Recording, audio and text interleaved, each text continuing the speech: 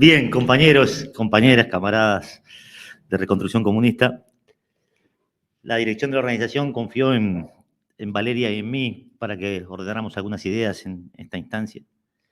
Creo que esta vez se resolvió por orden de altura, pero no obstante eso, es para nosotros igual una responsabilidad y ciertamente un desafío compartir una instancia como esta y colocar, por lo menos en debate, lo que nosotros creemos que es a esta altura casi que una obligación, no solo en el plano político, sino también en el plano ético, de reivindicar el legado del marxismo a 204 años del nacimiento de Carlos Marx.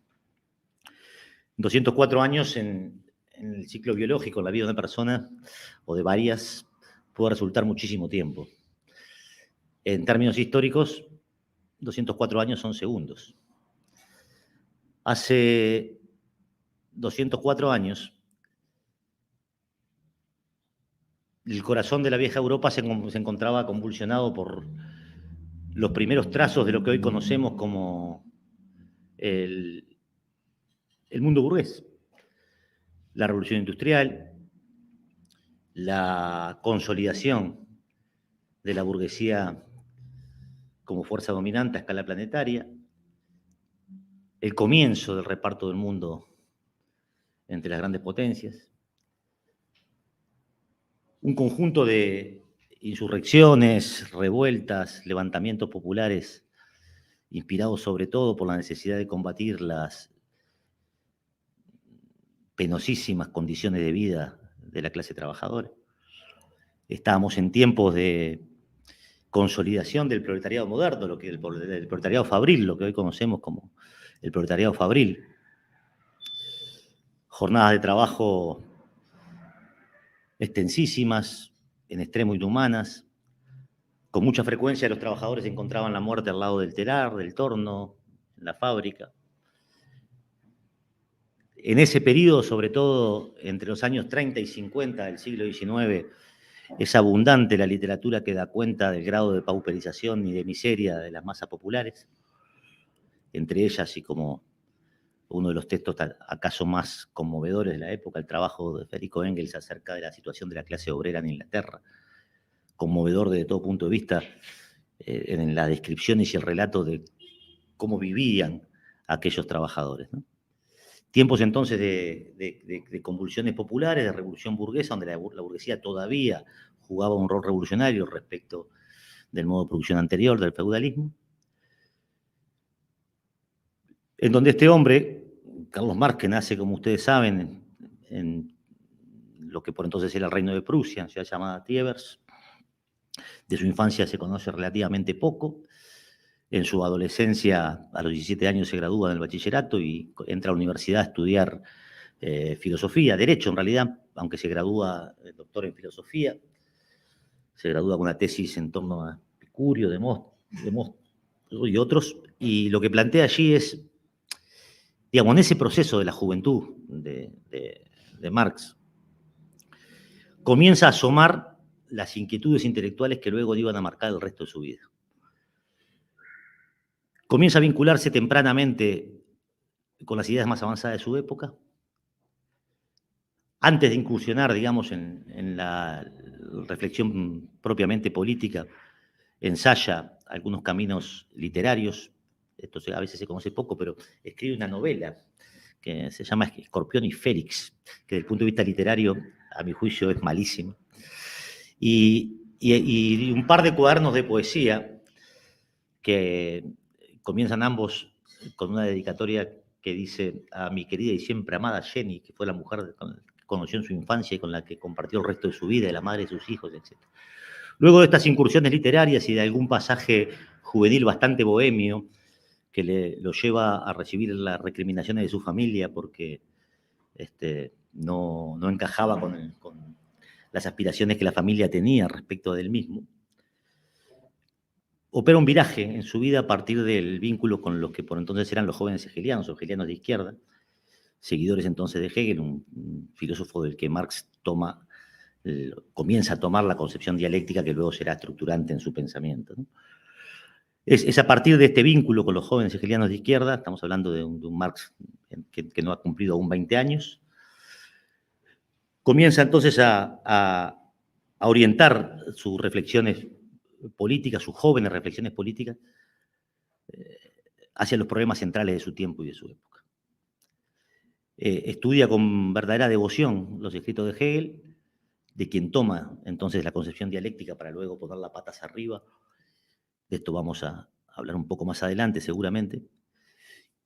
Y a Feuerbach, otro filósofo de la época, de quien toma inicialmente también en su juventud la concepción materialista de la historia.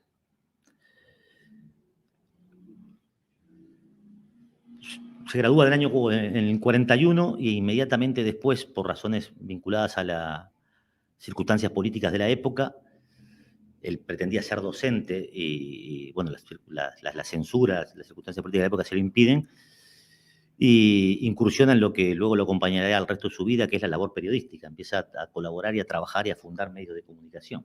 Inicialmente la Gaceta del Rin, luego los Anales Franco-Alemanes, etc. Es notable ver los primeros escritos de ese mar joven a qué refieren y la evolución misma de su pensamiento. Por entonces era un joven idealista de izquierda y no más. Todavía no había madurado aquella concepción que luego conocemos nosotros y defendemos como el marxismo.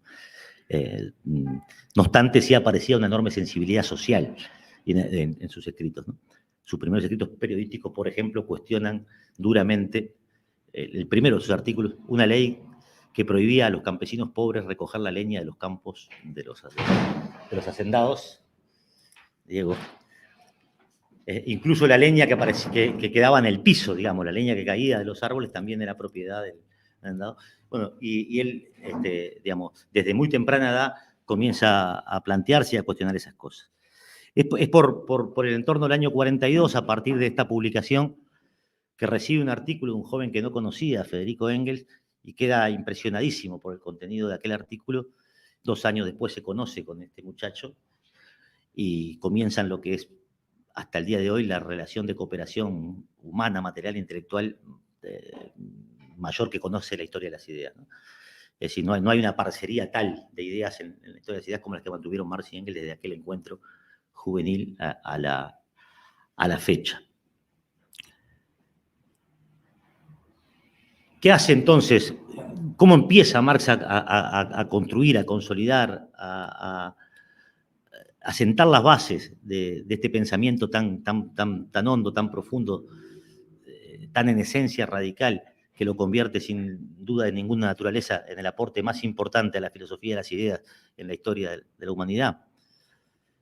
Empieza a estudiar con devoción y con verdadera obsesión lo más avanzado que en los distintos campos de la ciencia y las ideas existía en la época. Esto es lo que más tarde Lenin llamaría las 3 partes y las 3 fuentes integrantes del marxismo. Por un lado, la filosofía clásica alemana, particularmente Hegel y Feuerbach, estos dos a los que referíamos recién. Alemania era, obviamente, la cuna del pensamiento por entonces, y estos dos filósofos, particularmente Hegel, ofrecían una influencia, digamos, superlativa sobre el pensamiento de la época. Por otro lado, la economía clásica inglesa, básicamente Adam Smith y David Ricardo, los teóricos de la economía política del momento, los que comenzaban a plantear ya la teoría del valor-trabajo, etc. Marx estudia con detenimiento a estos pensadores, que todavía, obviamente, eran pensadores liberales y burgueses, y los estudia al detalle, y el socialismo utópico francés. Saint-Simon, Fourier y Auer, este último en inglés, pero se adscribe a esta corriente que conocemos como el socialismo utópico francés. ¿Qué era el socialismo utópico francés? Una corriente que planteaba la superación de las injusticias que el modo de producción planteaba desde un punto de vista de nobles aspiraciones éticas o morales, ¿no? Uno planteaba, bueno, digamos, unos falanterios donde nos juntamos todos y hacemos que digamos, en esta comunidad superamos las injusticias. Otros planteaban, bueno, todos los hombres tienen que trabajar y una educación universal y con eso terminamos digamos, ninguno había comprendido la esencia económica del capitalismo y la base material que determina el conjunto de las relaciones sociales. Marx estudia entonces estas tres cosas, supera críticamente cada una de ellas y sienta su pensamiento a partir de los siguientes ejes. La dialéctica, desde el punto de vista de la forma de leer, comprender y entender la realidad. El socialismo como ciencia, ya no como utopía, ya no como aspiración, sino encuentra en la propia base material del capitalismo las condiciones para la superación. Y, en términos de teoría económica, Marx, siendo, como decíamos, un joven periodista, llega a decir, bueno, yo comprendí que no sabía nada de economía y que tenía que estudiarla en serio, ¿no? La estudia tan en serio que llega a desentrañar, descubrir, ofrecer algo que hasta ahora nadie ha superado, que es la comprensión misma de cómo funciona la lógica de producción capitalista. La teoría de plusvalía.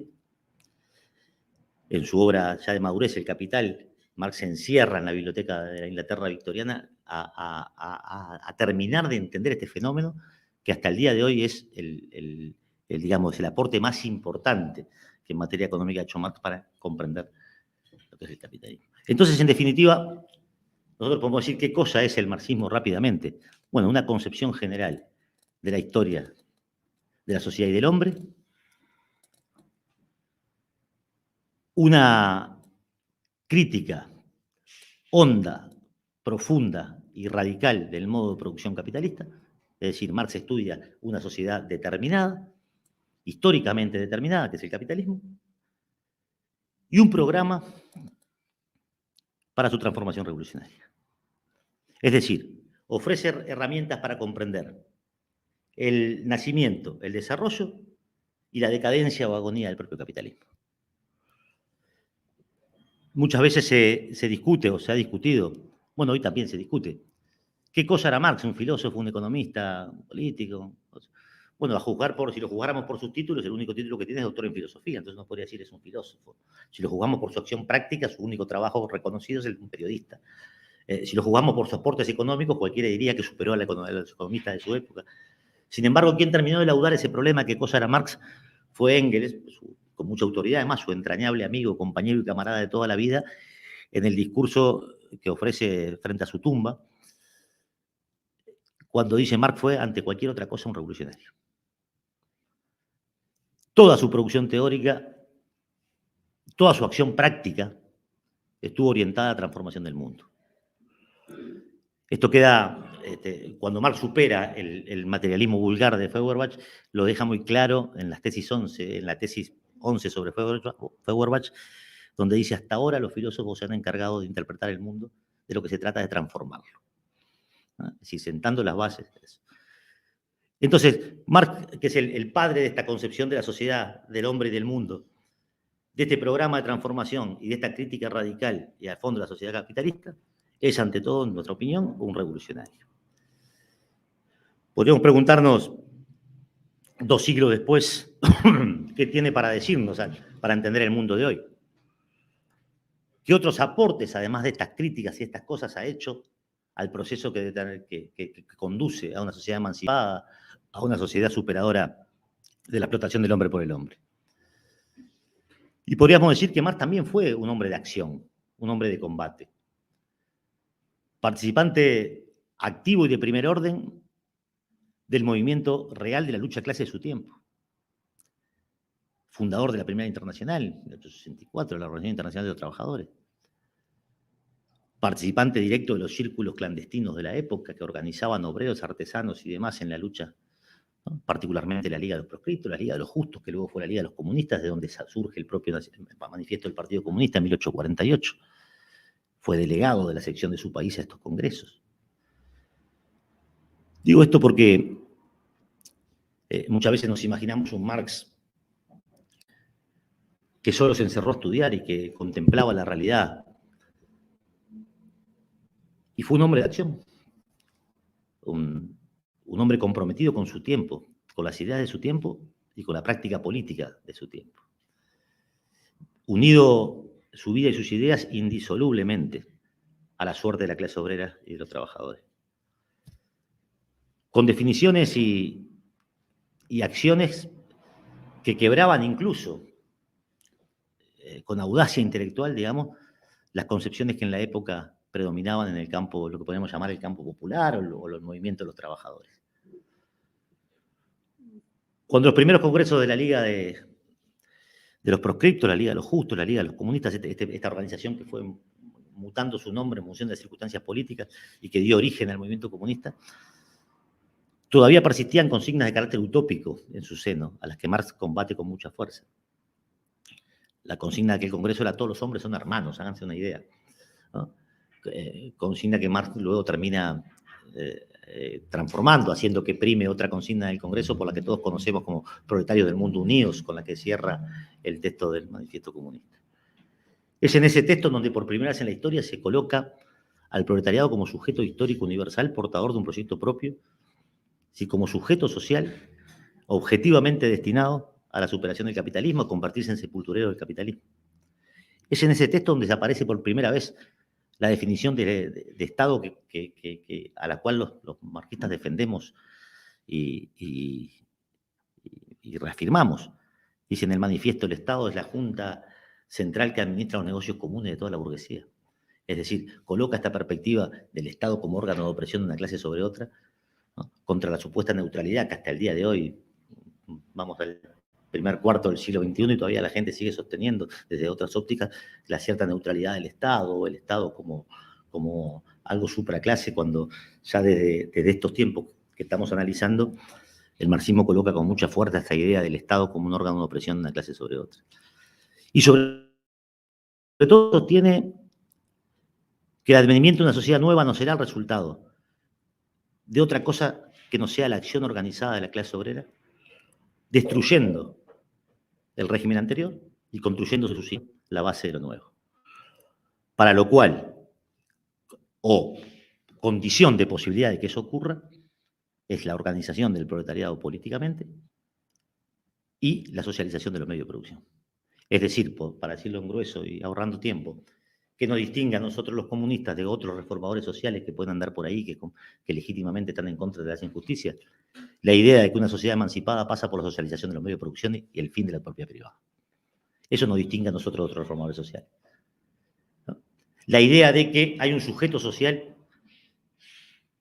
que, por su propio lugar en el modo de producción, es el sujeto social que objetivamente puede sepultar el capitalismo, y esa es la clase obrera. Ese Marx que plantea esas cosas a contracorriente de su tiempo y que se convierte en una de las figuras, digamos, objetivamente venerada, querida realmente por los trabajadores, que encontraban en ese cuerpo de ideas, que ese cuerpo de ideas les permitía salir de las tinieblas y le permitía entender lo que estaba pasando en la realidad, y entendiéndolo, asumir la perspectiva de su transformación. Ese Marx ha sido, desde siempre, la figura más vilipendiada, calumniada, atacada y odiada por la clase dominante a escala planetaria hasta el día de hoy. Y eso está bien. Eso da cuenta de la profundidad de su pensamiento, eso da cuenta de la hondura de sus ideas, eso da cuenta hasta dónde colocó el bisturí. Y no solo es odiado por las clases dominantes, vilipendiado por los burgueses, lo que, como decíamos, está muy bien, sino que además ha sido, y esto nos importa por lo menos reparar brevemente en ello, tergiversado, minimizado en su profundidad, fragmentado, segmentado por todas las formas existentes de reformismo, revisionismo, desde el propio nacimiento del marxismo hasta ahora. Se ha intentado 1000 veces mellar el filo de su espada, convertir en lo, hoy sobre todo y desde la academia, ciertos marxólogos, por decirlo así, se han encargado o se pretenden encargar de mostrar un Marx inofensivo, descafeinado. Y entonces, desprovisto de ese filo, es uno más de los pensadores que pueden ayudarnos a entender lo que pasa en la realidad. Y Marx no es uno más de los pensadores que nos pueden ayudar a entender la realidad. Marx es en esencia el único pensador de este tiempo que ha puesto al proletariado como sujeto histórico universal de la transformación. Y que nos ha explicado al detalle cuál es la lógica del funcionamiento del sistema capitalista y que nos ha explicado, sobre todo, superando toda la forma de idealismo, que es en la base material donde están las condiciones para la transformación de la realidad. Esto lo hemos dicho muchas veces, pero es central entender esto. Es central entender que hasta Marx, el propio Hegel, hasta antes de Marx, el propio Hegel, se planteaba la idea de que la idea hacía la realidad. Y es Marx el que dice, no es así, es al revés. Es al revés. Es la realidad la que funda la idea. Son las condiciones materiales del hombre las que determinan su conciencia. Engels lo decía mucho más fácil cuando decía, no se ve el mundo igual de una choza que de un palacio.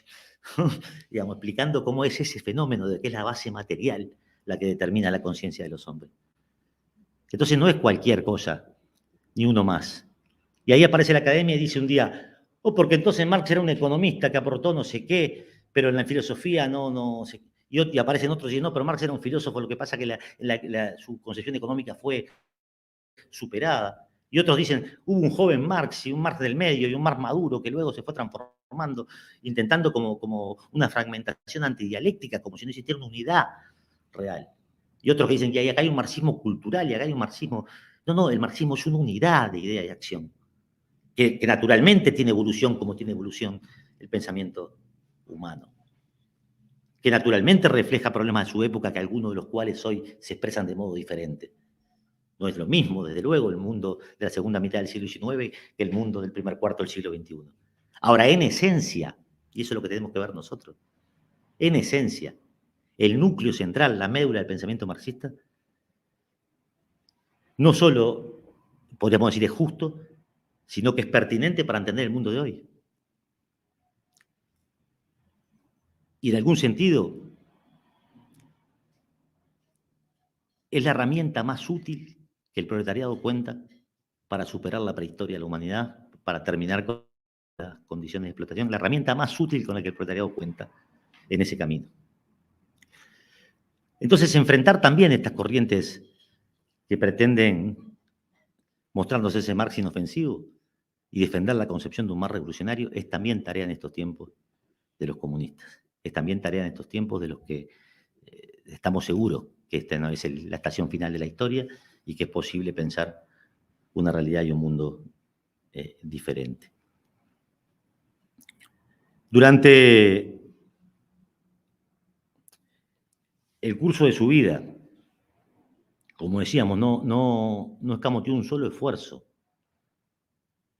a costa incluso de su propia vida, ¿no? Un hombre que vivió penurias materiales extraordinarias, que vio morir a algunos de sus hijos en la más absoluta miseria, y que no renunció nunca a esta idea de ofrecer una perspectiva de transformación revolucionaria de la vida del proletariado.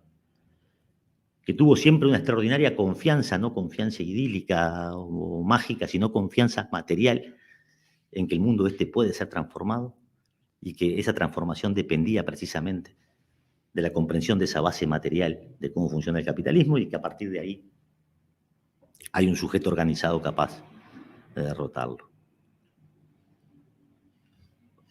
Hoy se nos dice desde las tiendas del oportunismo, desde el posmodernismo, desde el relativismo filosófico, hoy se nos dice una serie de sandeces euroteóricas que pretendidamente quieren superar el marxismo y no llegan a lustrar la punta de sus zapatos.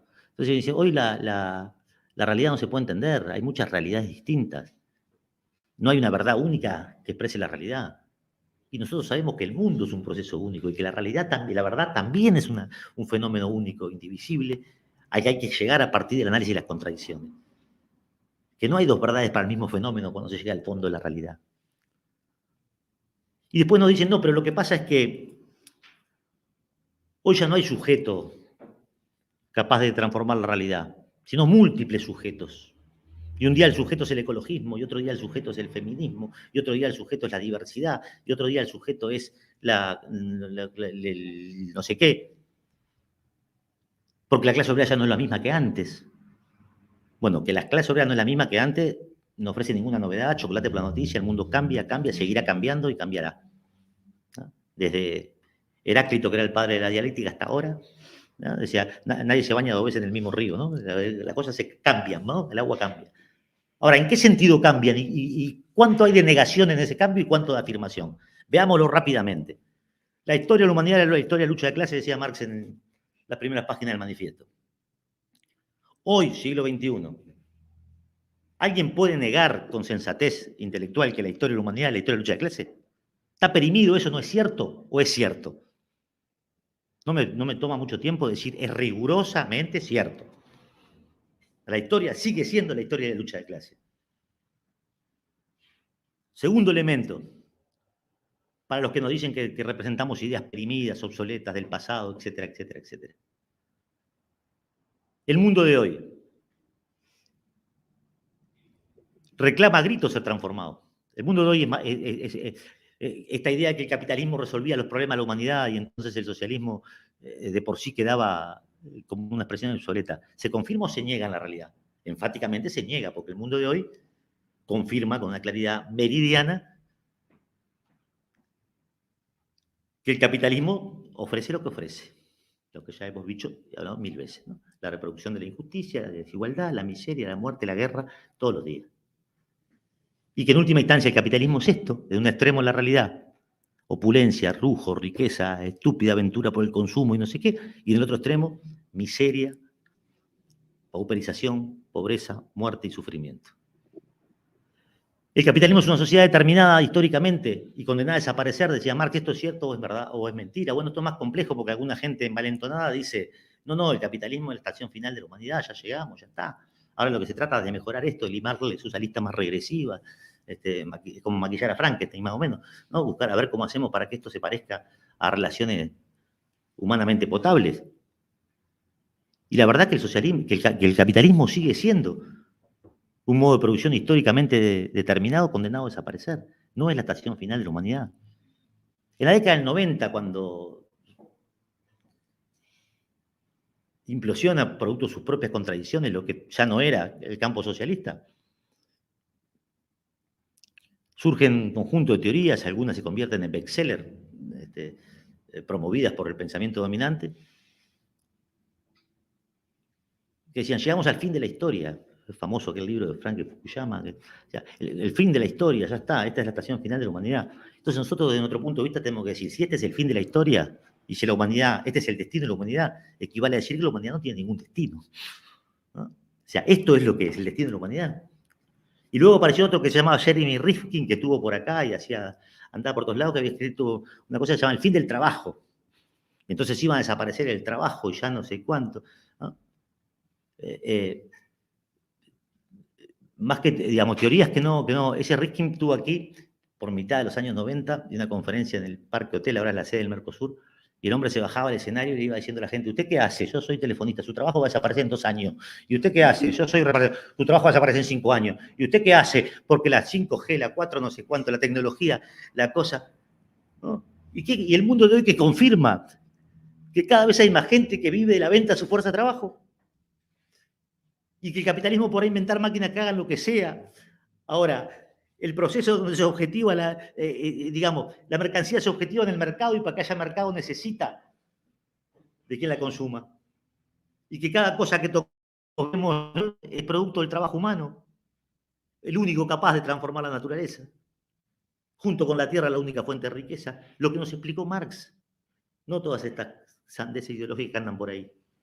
Así que se acabó la clase obrera. Se habrá metamorfoseado, será diferente a la de antes, tendrá cosas. Ahora, no es la clase obrera la que mueve la vida, las cosas. No es eso. Entonces, eso es lo que se nos plantea desde ese lugar.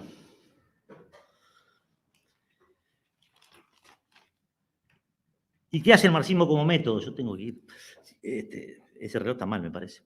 ¿Qué hace Decía Lenin, el análisis concreto de la situación concreta es la esencia misma del marxismo, el alma viva del marxismo, el análisis concreto de la situación concreta. Es decir, no alcanza con entender el proceso de realidad, sino que hay que poner las particularidades de la situación particular, concreta, para la aplicación creativa de la teoría. Nada más alejado de un dogma que el marxismo. El marxismo es sobre una guía para la acción. El marxismo es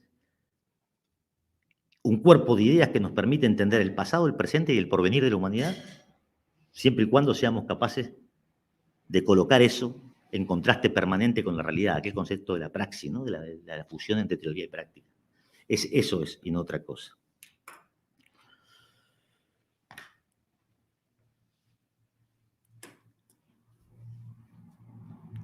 ...204 años después, y voy terminando,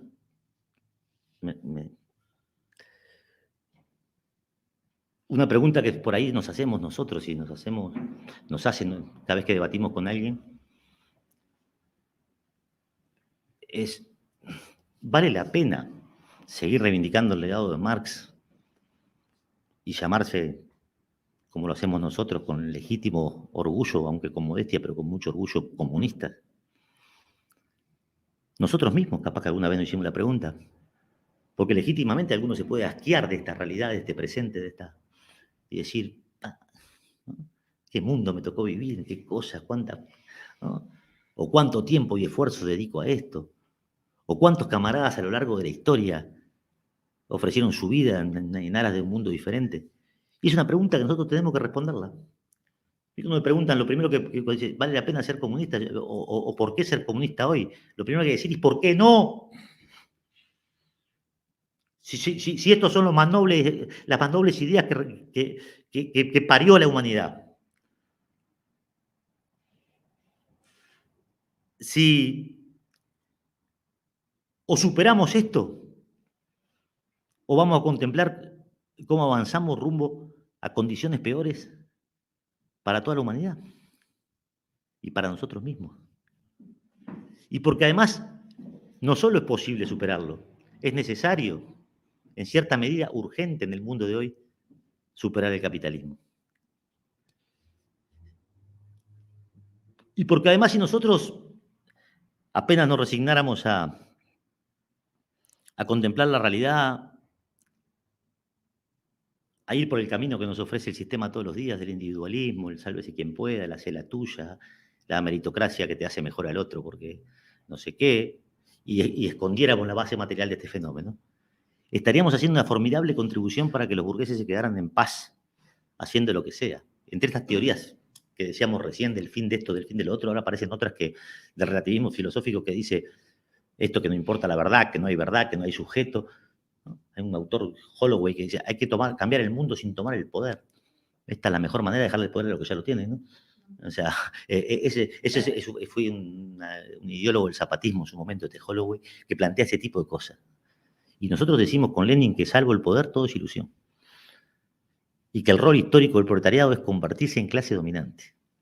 Y que la verdadera democracia, llamar la democracia real, es el gobierno de los más sobre los menos, y los más son los trabajadores. Y eso también es hoy ser marxista, y nosotros decimos marxista-leninista porque entendemos que el leninismo es el marxismo del tiempo del imperialismo, y tampoco estamos para estas cosas de negar la perspectiva histórica, ni de negar, obviamente, el aporte de Lenin, que no es el tema de hoy, pero que el aporte de Lenin a la comprensión del marxismo en la época del imperialismo. Y hablemos 2 minutos de nosotros. Nosotros, modestamente, queremos contribuir. Digo, aquí hay compañeros que nos visitan por primera vez, que además agradecemos que hayan aceptado esta invitación y en estos tiempos. Nosotros, modestamente, queremos ser por lo menos parte del movimiento real de la lucha de clases que le dé sentido a la revolución en Uruguay. Queremos ser por lo menos parte de ese proceso de avance en el plano real de la comprensión del mundo y de su transformación. Queremos ser parte del movimiento real que construya la organización para esa instancia. La organización capaz de asaltar el poder y ponerlo mal a los trabajadores. ¿Podrá ser esto pretencioso? No lo sé. O podrá sonar pretencioso en un ámbito como el nuestro. Ahora, esa es nuestra convicción. Por eso vivimos, por eso soñamos, por eso luchamos, por eso nos desvelamos todos los días pensando cómo organizarnos más y mejor para que el legado de Marx salga de los libros como salió de los libros en 1917 cuando lo hizo realidad la revolución bolchevique, de la mano de los obreros, los campesinos, los soldados pobres que fueron capaces de derrotar la autocracia zarista y construir allí una experiencia que por lo menos durante los primeros 40 años demostró la extraordinaria superioridad del socialismo respecto al capitalismo en todos los planos, el económico, el social, el cultural, el deportivo, el que quieran. Queremos nosotros ser eso, parte de ese fenómeno, y a ese fenómeno queremos también invitar abiertamente. Una pregunta que también podríamos hacernos e intentar responder, luego que dijimos que el marxismo es una concepción del mundo, una historia, un programa de su transformación, que coloca un sujeto para su transformación. ¿Se puede ser marxista-leninista sin organización, sin partido? Bueno, formulado así, yo no podría no ser quién para decir si se puede o no se puede, no tengo autoridad para decirlo, ¿no? Podría ser hasta una pedantería intelectual de la que quiero estar bien lejos de decir si se puede o no se puede. A lo que sí creo que podemos decir es, no se debe ser marxista-leninista sin partido. Y si creemos en estas ideas y la justeza de las mismas, y sobre todo en su actualidad, su pertinencia histórica y lo que nos ofrece para adelante, un marxista-leninista tiene que encontrar el partido. Y nosotros queremos ser ese lugar. Construir esa herramienta y construir un enorme, un extraordinario partido, potente, fuerte ideológicamente, enraizado en la clase obrera y coaccionado ideológicamente en la ciencia del marxismo-leninismo, para ofrecer esa perspectiva en Uruguay.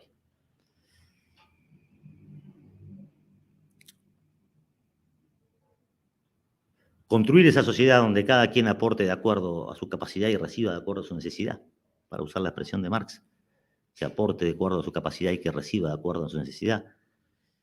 No va a ocurrir esa transformación simplemente por la propia evolución de la contradicción del capitalismo. Eso va a ofrecer la oportunidad. Ahora, el capitalismo no muere de muerte natural. Muere si efectivamente es derrotado por la acción organizada de la clase obrera y por dotada de este cuerpo de ideas. Yo voy a terminar leyendo un texto que seguramente todos ustedes conocen, pero que son los párrafos finales del manifiesto, donde con mucha claridad Marx define esto. Antes de esto, lo que hice antes, que fue una invitación a organizarnos, creo que lo tenemos que hacer en todas las actividades, ¿no? Hay un poema de Pablo Neruda que dedica al partido, que en sus párrafos finales dice, contigo, está hablando del partido, dice, contigo no termino en mí mismo. Y obviamente que en ese contigo no termino en mí mismo no estamos hablando de metafísica, ni pensamiento mágico, ni Neruda creía que en la reencarnación, ¿no? Cuando dice no termino en mí mismo es porque efectivamente le doy sentido a una vida que va más allá del ciclo biológico. Y en el partido no terminamos nosotros mismos, no trascendemos, somos más.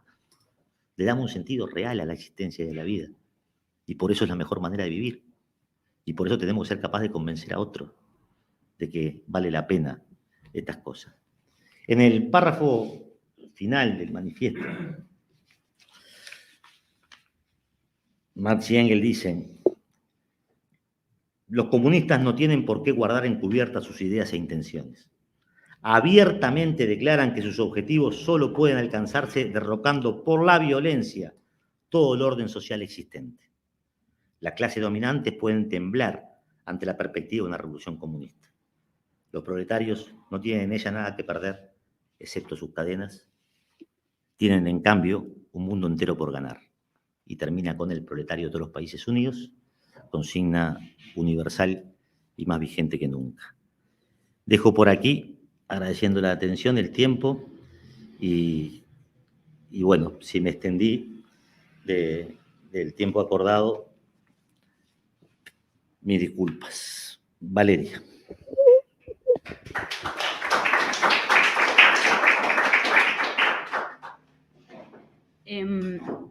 Para seguir un poco en la línea de sobre todo lo último que planteaba Gustavo, ahí, respecto a qué importancia tiene para nosotros hoy este tipo de instancias o este tipo de debates, o por qué insistimos y nos preocupamos de estudiar a los clásicos en términos generales, ¿no?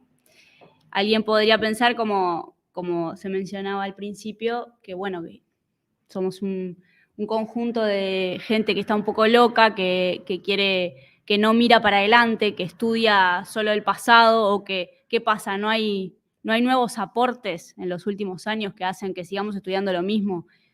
Gustavo lo planteaba bien al principio cuando decía que en realidad lo fundamental para por qué seguimos yendo a textos como, o al aporte de Marx, de Engels, de Lenin, etcétera, tiene que ver con que no se ha desarrollado una teoría más importante o más profunda o más potente que esta, ¿verdad?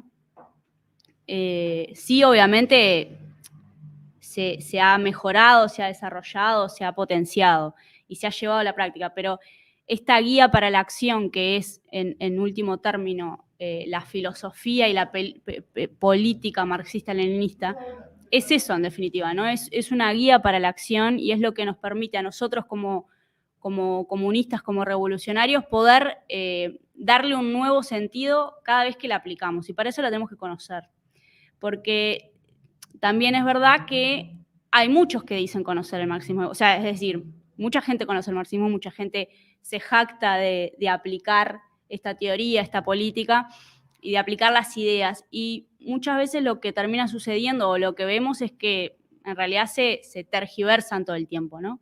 Es decir, es muy fácil o es muy barato, digamos, si vos sos más o menos de izquierda, más o menos revolucionario, decir que sos marxista o decir que sos leninista.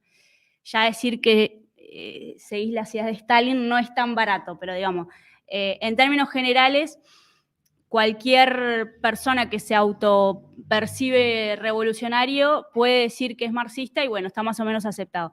El tema de la realidad es que luego cuando esas ideas, las ideas, la filosofía, la política, se lleva a la práctica, ahí es donde vemos que en definitiva cuáles son las ideas que se están aplicando, ¿no? ¿Cuál es en definitiva el aporte real o la aplicación de esa política? Y ahí es donde empiezan, digamos, las tergiversaciones, de las cuales vemos todos los días. Un poco mi intervención quiere ir por ese lado, intentando reflexionar un poco en torno a lo que tal vez podemos ver hoy, como es, o dónde podemos ver este tipo de tergiversaciones, dónde podemos ver este tipo de elementos que en definitiva lo que terminan haciendo, como bien se planteaba también, es jugando, terminan siendo funcional a la burguesía, ¿verdad? Porque cualquier tipo de elemento que se jacta, y digamos, si en discurso dice defender a los trabajadores, dice defender un programa a los trabajadores, pero luego en la práctica no lo hace, lo único que termina haciendo es haciendo más fuerte al que es fuerte, y hoy fuerte es la burguesía, lamentablemente. Esto que planteaba Gustavo, de que también el aporte, yo diría el más fundamental de Marx y Engels, es el haber podido condensar en el manifiesto un programa, ¿verdad? No solo el programa en sí de la clase obrera, sino la definición, el haber definido por primera vez en la historia un sujeto político como el proletariado, poder haber, digamos, descrito de una manera muy, muy accesible también, porque eso es lo otro que tiene el manifiesto, que es fácil, digamos, de leer, es fácil, si bien dice contiene ideas muy profundas y muy potentes, está escrito para ser entendido por los trabajadores, y eso es tal vez también una de sus facetas más importantes. Pero además ellos lo que hacen es explicar cómo el desarrollo propio del sistema capitalista, si bien se desarrolla la burguesía, que era, obviamente la burguesía pasa de ser clase empuja a ser clase dominante en el desarrollo del capitalismo, ese es su objetivo. Por eso también cuando uno estudia un poco de historia o estudia a los clásicos o estudia un poco de filosofía, también está bueno entender que la burguesía, cuando buscaba su lugar fue una clase revolucionaria, ¿verdad? Porque tuvo su impronta de revolución, se apoyó en la ciencia, se apoyó en el desarrollo para llegar a ese lugar. El tema es, como clase, digamos, son obviamente minoritarios y el desarrollo del sistema capitalista lo único que ha hecho es que esa minoría termine explotando a la mayoría que somos los trabajadores, o mejor dicho, en términos generales, quienes venden su fuerza de trabajo para subsistir. Quienes lo único que tenemos para subsistir es vender nuestra fuerza de trabajo. Entonces, este aporte, digamos, el manifiesto como tal y como, vamos a decir, como ícono del desarrollo de la política y la filosofía marxista, tiene el otro componente importante, que también lo mencionaba Gustavo, que es el también dejar claro que así como se desarrolló la burguesía en el capitalismo, en el mismo sentido desarrolló a su contradicción, que es el proletariado. Y ahí ellos marcan también cuáles son las contradicciones que tiene el sistema. Una es esa, proletariado-burguesía. Entonces, en la medida que la burguesía se hacía fuerte, también generaba a su sepulturero, que es el proletariado. Le daba herramientas, digamos. Entonces, en las propias contradicciones del sistema burgués, del sistema capitalista, es donde yace, digamos, o existe la posibilidad del triunfo de la clase obrera. ¿Por qué si la clase obrera es mayoritaria? ¿Por qué si la clase obrera tenemos más fuerza, digamos, en cantidad y demás? ¿Por qué no podemos dar vuelta a todo más fácil, no? O sea, sería cuestión de, uno pensaría, debería ser más fácil. Entre muchos de los elementos que tiene la burguesía y los que apela para someter, ¿verdad? Está, todo el tema de la ideología, todo el tema de, digamos, cuestiones como cuando uno se los pone a pensar, dice, ¿cómo puede ser posible que digamos, el proletariado o miembro o la clase trabajadora, digamos, elemento de la clase trabajadora, puedan sustentar y apropiarse de una ideología que no les es propia, como es la ideología dominante, ¿verdad? ¿Cómo es posible? Y bueno, porque hay un montón de elementos, entre otros, la subjetividad, ¿verdad? Generada, la ideología, que hace que los trabajadores terminen defendiendo los intereses de su patrón en vez de los suyos propios. Algunas de estas cosas, perdonen que estoy siendo media entreverada, pero quería unirlas con algunas de las discusiones que nosotros estamos teniendo y que son discusiones actuales y por qué traerlas hoy. ¿Cuáles son, Gustavo decía, algunas de las tareas que tenemos hoy como comunistas, ¿no? ¿Cuáles son algunas de las tareas para nosotros impostergables hoy? Una tiene que ver con esto que se venía mencionando, que es la defensa de los clásicos, la defensa de esta ideología, ¿verdad? Porque nos dicen que somos obsoletos, que esto se probó y ya no funcionó, ¿verdad? Algunas de las cosas que se escuchan por ahí respecto a las ideas socialistas, comunistas y demás. Nosotros creemos que, por lo mencionado, ¿verdad? Sigue siendo necesario levantar, defender estas ideas. Por eso también llevamos adelante este tipo de iniciativas donde nosotros podemos discutir, podemos difundir, podemos debatir también, ¿no? Con los trabajadores, con cualquiera que se quiera acercar, por qué estas ideas siguen vigentes. Por un lado eso. Por otro, creemos que sigue siendo necesario a través de los distintos medios que tengamos, la propaganda, el trabajar, nosotros trabajar con la gente directamente. Nosotros creemos que si bien ha cambiado mucho el mundo y a veces te dicen, no, bueno, que la virtualidad, que las redes, qué sé yo, nosotros creemos que el trabajo con la gente, el trabajo con los trabajadores, estar inserto en los lugares donde están los trabajadores, no tiene al día de hoy ningún tipo de sustituto, digamos. O sea, para nosotros un comunista y una organización comunista como somos nosotros no puede concebir no estar inserto en lugares donde están los trabajadores. Y con eso tal vez ya nos diferenciamos de algunos otros que por ahí sí plantean que hay lugares que están totalmente cooptados, que hay lugares que ya no se puede trabajar, que hay lugares que... Nosotros creemos que tenemos que estar donde están los trabajadores. porque podemos ser minoría, pueden nuestras ideas no ser, digamos, la mayoría, o ser al principio que nos escuchan, a muchos compañeros ha pasado, che, ¿por qué son tan violentos ustedes? ¿Por qué quieren, por qué no mejor? Porque para nosotros no existe la tibieza, ¿no? En cuestiones, o por lo menos no debería existir, ¿verdad? Cuando estamos hablando de un programa y las ideas y la defensa de los intereses de los trabajadores, no hay medias tintas. O estás con los trabajadores o estás en contra de los trabajadores. No hay un más o menos, no hay una negociación, no hay una tibieza, justamente. Entonces, para nosotros eso es importante y lo quería mencionar como primer punto, la necesidad de seguir sosteniendo, de seguir planteando en los lugares donde estamos, sean organizaciones barriales, sindicales, sociales, ámbitos donde estamos con la gente, seguir levantando el programa de los trabajadores. ¿Cuáles son los problemas que tenemos hoy los trabajadores? A veces cuando decimos programa de los trabajadores pensamos que tal vez tenemos que tener todo definido, ¿no? ¿Qué es lo que vamos a hacer cuando tengamos el poder? Lamentablemente no sabemos qué es todo lo que vamos a hacer cuando tengamos el poder, pero sí sabemos cuáles son los problemas que tenemos hoy, sabemos qué cosas no queremos, eso por lo pronto lo sabemos, y sabemos también cosas que se pueden plantear, que se pueden aplicar y que no se están aplicando, por ejemplo, ¿no? Y que podríamos pelear por ellas como clase trabajadora. Yendo capaz intentando bajar un poco a tierra a lo que es nuestra realidad hoy en el Uruguay. También mencionaba Gustavo en alguna de esas ideas que se planteaban, con las que disputaba Marx hace, no sé, 150 años, 170 años, pero que hoy seguimos teniendo que disputar estas ideas donde los hombres son todos hermanos o somos todos iguales.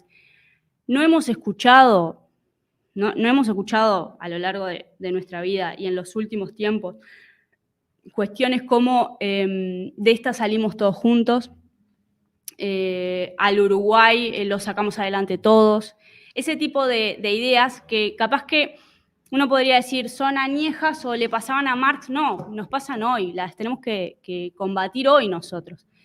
Cuando dicen, porque estamos en crisis, no, ¿quiénes están en crisis? Los trabajadores estamos en crisis. A los que nos rebajan el salario, a los que nos suben el precio de las cosas, a los que nos quieren hacer trabajar más años ahora, si todo le sale bien a la burguesía y se aprueba esta reforma, nos van a hacer trabajar más años. Esos son los que estamos en crisis en todo caso, en crisis de, digamos, de que nos vienen ganando hace años,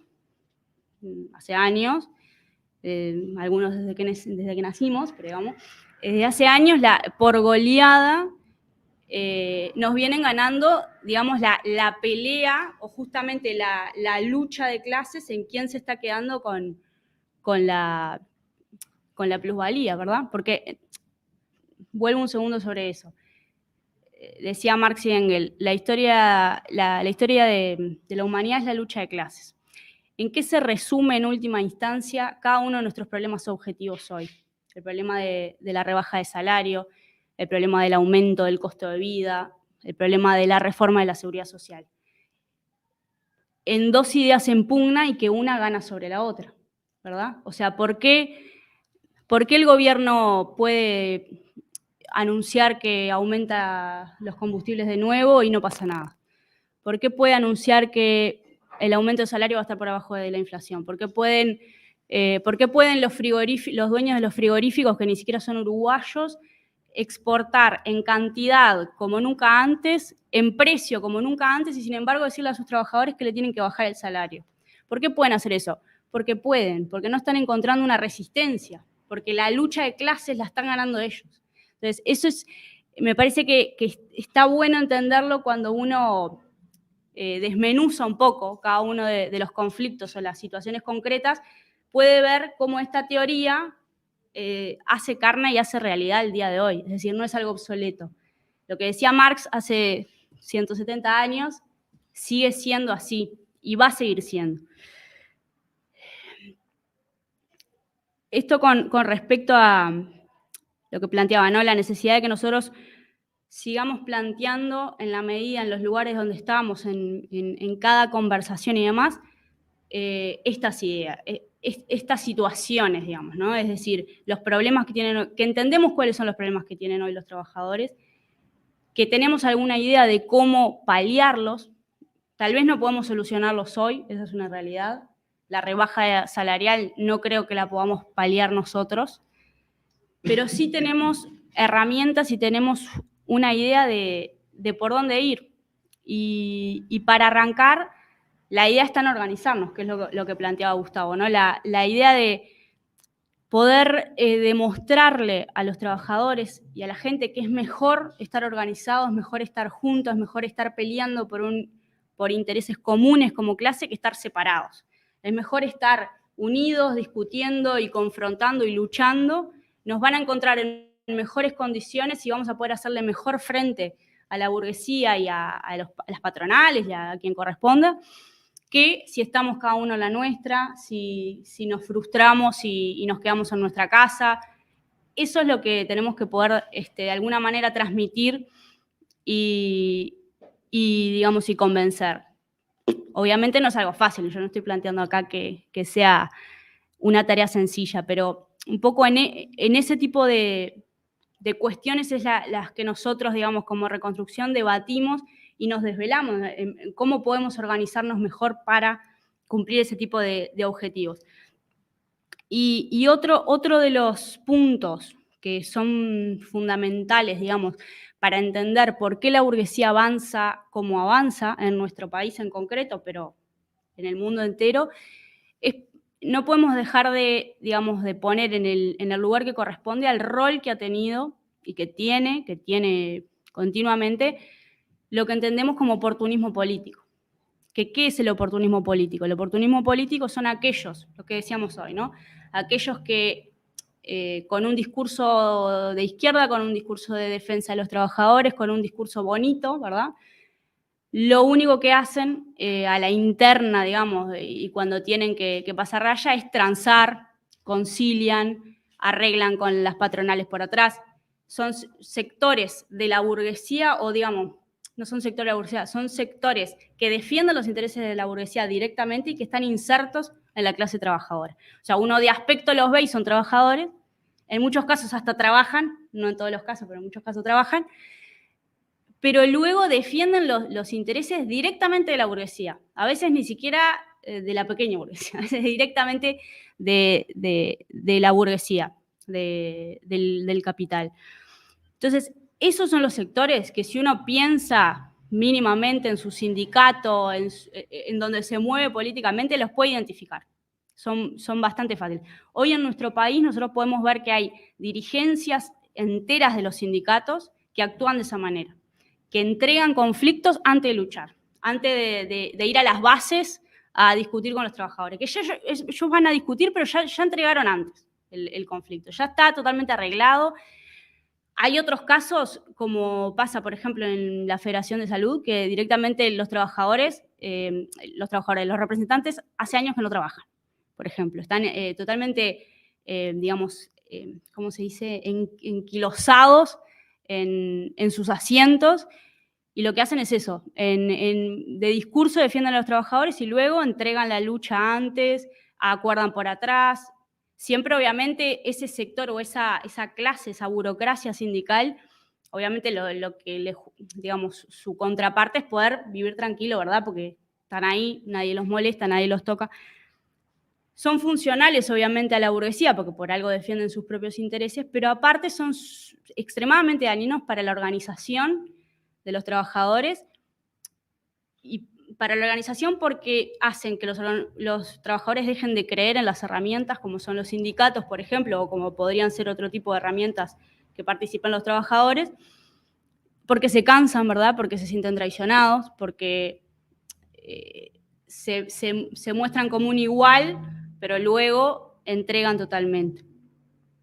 Entonces, digamos, el aporte, entre comillas, la influencia que tienen estos sectores en la clase trabajadora es hoy uno de los elementos tal vez que explique el estado en el que está la clase trabajadora en nuestro país, que está fragmentada, que está disminuida, que no tiene ningún tipo de fuerza real, que si bien a veces se quiere mostrar como, bueno, se genera una movilización masiva y los trabajadores digamos, asisten y apoyan, las masas de trabajadores, la realidad es que como estas dirigencias trabajan para no conducir conflictos que puedan, digamos, darle a los trabajadores una herramienta real de organización, de pelea y de conquista, lo único que hacen son actividades o movilizaciones muchas veces en defensa o en resistencia de ciertas cosas, pero ya sabiendo que se va a perder. Vieron que muchas veces lo hemos visto en los últimos años que se hace el paro general cuando ya se perdió el salario, digamos. En vez de hacer un paro general, en todo caso, una huelga previo a la definición de las medidas, se hace después. Entonces, todo este tipo de poses son las que definen, digamos, a este oportunismo. Son los que, aparte, otra de las cosas que hacen, no solo a nivel sindical, convencen de una retórica que termina planteando que, en definitiva, en el capitalismo hay lugar para todos, ¿verdad? Se plantea que no se plantea un problema como contradicción entre clases o como clases irreconciliables, sino que se plantea como, bueno, acá se puede negociar y lograr algo, podemos vivir un poco mejor, las teorías del derrame, bueno, si la economía está mejor, a los trabajadores les va mejor, todo ese tipo de cosas, que en definitiva son ideas antimarxistas, porque si uno plantea que en el capitalismo hay lugar para todo, y Marx lo que plantea es que la historia de la humanidad es la lucha de clases, bueno, o sea, 1 más 1 es 2, o sea, son ideas, digamos, totalmente contradictorias. Pero, digo, muchos de ellos son parte del Partido Comunista del Uruguay, ¿no? Es decir, o sea, como la contradicción andante, digamos.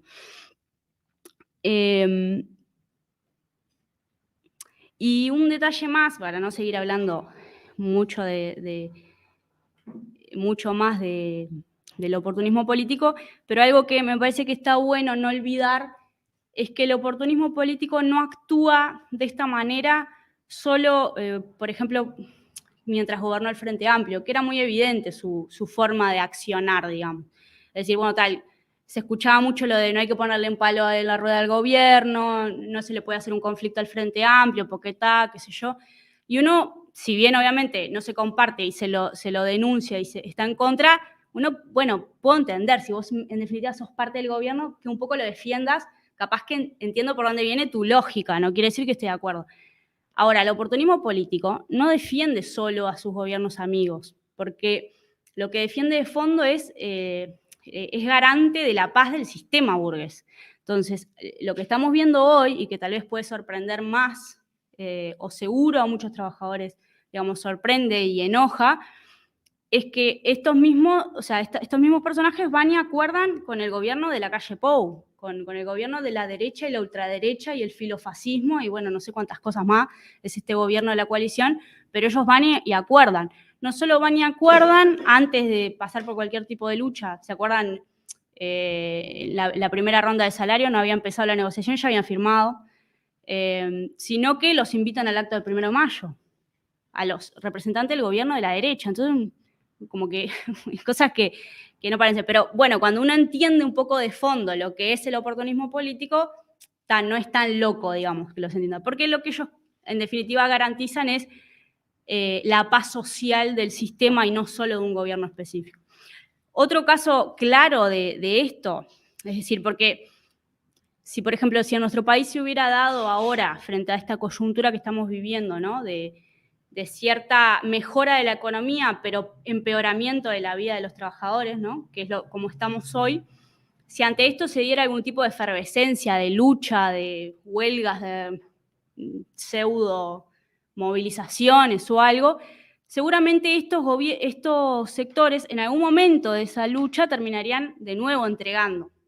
Porque ya pasó eso, pasó en la crisis del 2001-2002, o sea, pasó recientemente, pasó en la historia muchas veces, pero recientemente pasó, que fue en esta última crisis grande en nuestro país, en el 2001-2002, donde tal vez hubo las últimas movilizaciones grandes de algunos sectores, como por ejemplo a nivel de la educación, la última vez que hubo un movimiento fuerte de secundario, un movimiento fuerte estudiantil, y que llegado el punto donde había sectores que planteaban vamos por todo, vamos a tirar el gobierno de Valle, que es decir, que es capaz lo más avanzado del pensamiento del movimiento social en el Uruguay en los últimos tiempos, estos sectores fueron los que terminaron acordando por atrás y bajando las huelgas. Y pasó en secundaria, pasó en el movimiento estudiantil en general, pasó a nivel sindical. Entonces, cuando llega el punto de tocar la esencia del sistema mismo, la democracia, ahí es donde estos sectores ya ahí se ponen del lado de la defensa y del sistema. Y por último, otra de las cosas que quería plantear, de nuevo, todo esto un poco como exposición, ni la varita mágica para entender qué es lo que hay que hacer, ni mucho menos, pero sí para poner en debate y para entender otro de los aspectos que creemos de por qué llevan a la situación en que está hoy la clase obrera, tiene que ver con la subjetividad, ¿no? Lo que decíamos al principio y también Gustavo lo mencionaba. La importancia de poder disputar la subjetividad. Y ahí también nuestro rol y nuestra intención, no solo hacer este tipo de actividades, sino que de poder sistemáticamente preocuparnos por ese aspecto, ¿no? Que es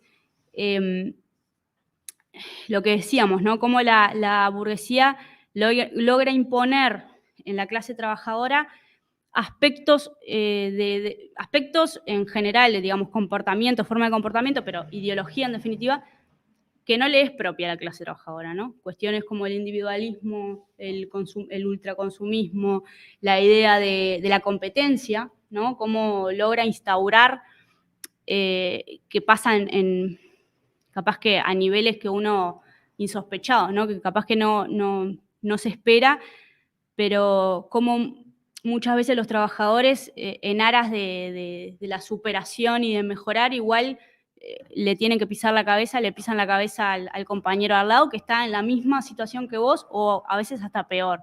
Y sin embargo se defiende al patrón o se justifica al patrón. Ese tipo de conceptos, digamos, que logran instaurar, nosotros tenemos que ver la forma, digamos, de ir a contrapelo, ¿no? Plantear que conceptos como la solidaridad, el agruparnos, el juntarnos, el pensar alternativas para superar ciertas cuestiones, pero juntos, ¿verdad? Iniciativas, un poco como algunas de las que intentamos desarrollar, pero otras muchas que tal vez no tenemos hoy la posibilidad de hacerlas, pero que son necesarias, ¿verdad? A través, yo qué sé, de las iniciativas barriales, las iniciativas a nivel sindical o de cualquier tipo, poder mostrar que hay otra forma de organizarse, ¿verdad? Que hay otra forma de pensar la realidad. También cuestionar esto decía, estos teóricos que plantean que el capitalismo es la última forma y es verdad, esta idea de que la realidad es esta y es incambiable, ¿verdad? Es una idea tan también antidialéctica que no tiene sentido. Pero es lo que necesita la burguesía, convencernos de eso, para que justamente no haya ningún atisbo de voluntad de los trabajadores de organizarse y pretender cambiar. Entonces, nosotros, digamos, debemos ir a contrapelo de eso y plantear que no solo la realidad es transformable, sino que, digamos, es realmente transformable y si nosotros tenemos un plan, una organización, un programa y la fuerza para hacerlo y juntamos la fuerza para hacerlo, se puede efectivamente transformar. Dar esa posibilidad, esa visión de posibilidad, ¿verdad? Que es tal vez lo que más cuesta hoy en día. Y a veces cuando decimos, che, pero estas cosas que hacemos a nivel de tal organización o de tal iniciativa, ¿en qué está aportando realmente a ese fin, no? Porque a veces uno se puede cuestionar, ¿esto que estamos haciendo está sirviendo para tal cosa? Efectivamente vemos que los trabajadores estén más organizados o menos o que antes, o estamos aportando en algo. Yo creo que todas las iniciativas que nosotros hagamos deben ir, digamos, debemos como analizarlas y valorarlas a la luz de esos objetivos, que es, podemos colocar a través de las distintas herramientas, a través de las distintas iniciativas, la visión de que es mejor estar juntos, estar agrupados, estar, perdón que no me sale otra palabra, pero digamos, que estar en conjunto es mejor que estar solos. Podemos colocar a través de estas iniciativas ese mensaje. Podemos mostrar a través de la organización y la disciplina y una forma distinta de hacer las cosas, que entonces es posible organizarse para vencer. Estamos logrando colocar ese tipo de conceptos. Si lo estamos haciendo, entonces yo creo que estamos en el camino correcto. A veces las tareas pueden parecer muy alejadas o muy concretas, ¿verdad? Que pareciera que no aportan en eso. Pero si logramos, digamos, conformar esta idea, conformar esto, lo que estamos haciendo es generando este movimiento, generando esta fuerza, este músculo, que lo que permite es eso, ¿verdad? Ir desarrollando que los trabajadores que se acercan, que aquellos que militan con nosotros vean y perciban en su propia experiencia que organizándose, trabajando y luchando es posible vencer. Muchas veces lo discutimos porque esto también la historia lo muestra. Hay momentos donde parece que es muy difícil la organización, muy difícil, pero ¿por qué es necesario igual estar preparado, igual insistir con eso? Porque a veces la historia ha mostrado que algo, digamos, dispara un conflicto, dispara una situación, algo que es totalmente ajeno a nosotros, que no lo podemos controlar, que no lo podemos ni siquiera a veces prever, y sin embargo esa movilización, esa organización genera las condiciones materiales para la comprensión de todo lo que capaz que estamos intentando desarrollar hace mucho tiempo y capaz que en 3-4 días en una ocupación, por ejemplo, de un centro de trabajo o en una ocupación, en un conflicto X o en el enfrentamiento con la policía o en lo que sea, mucho más rápido se comprenden un montón de conceptos que eso, digamos, se genera lo que es el salto en calidad, ¿no? Que eso da para otra charla, pero tiene que ver justamente con eso, con estar preparados, generar las condiciones, porque indefectiblemente, como decía Gustavo, indefectiblemente lo sabemos por lo que está escrito, por lo que está demostrado empíricamente, este tipo de crisis y este tipo de situaciones se van a dar. Seguro se van a dar. Los comunistas lo que debemos estar es preparados, organizados, templados también, para que cuando esas situaciones se den, esas instancias aparezcan, nosotros no las desperdiciemos, ¿verdad? Sino que podamos, a partir de ellas, generar mejores condiciones de organización, mejores condiciones de pelea y de lucha para en definitiva, la lucha mayor, que también lo decían Marx y Engels en el manifiesto, que es la toma del poder, ¿verdad? Porque en definitiva, cualquiera de las peleas que nosotros podemos dar, que nos vayan forjando, que nos vayan formando, que nos vayan enseñando cómo organizarnos, cómo, no sé, X, lo que sea, nada de eso tiene sentido si nosotros no tenemos en el norte la toma del poder. Porque si nosotros nos organizamos para quedarnos acá en la chiquita, o bueno, o mejorar tal cosa, o proponer un proyecto de ley que...